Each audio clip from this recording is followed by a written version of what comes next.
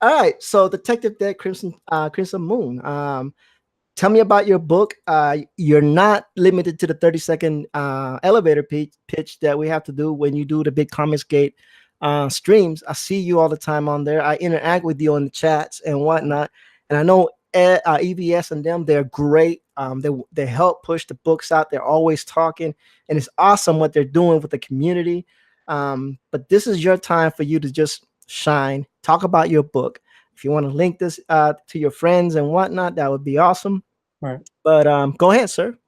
Yeah. So Detective Dead is about a detective from 1932 who's caught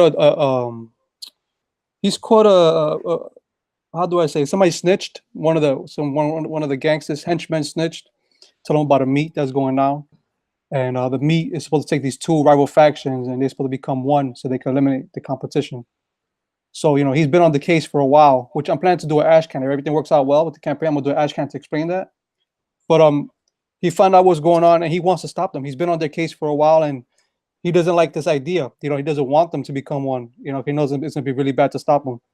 So he gets a warrant and all that to go raid the place. And when he goes there, he winds up in a shootout. They end up in the street shooting out. And then one of the main, there's two main gangsters of this story, which is one is called Gunny Rose and the other one is called Glasses. Xavier Glasses. So Glasses is the one who escapes the scene and he winds up at the detective's home. And while the detective at this big shootout, the guy's at his home murdering his family. So he's in the hospital with his buddy. His buddy tells him, hey, why don't you go home? It's been a long day. We did good. So when he gets home is when he discovers the lifeless bodies of his wife and daughter. And as he's mourning over their bodies, he hears like music playing from. I was originally doing the piano, but I think I'm gonna do radio just to make it better because I think piano is a little bit cliche. So he hears music from a radio, and he goes to the next room over, and he finds the guy sitting down on his chair with a bottle of wine, just drinking. And the guy has a gun out, so he can't really do much. He's at the guy's mercy. So when the guy stands up, I'm sorry, it's my kid. So when the guy stands up, they both pull out a gun and just shoot each other.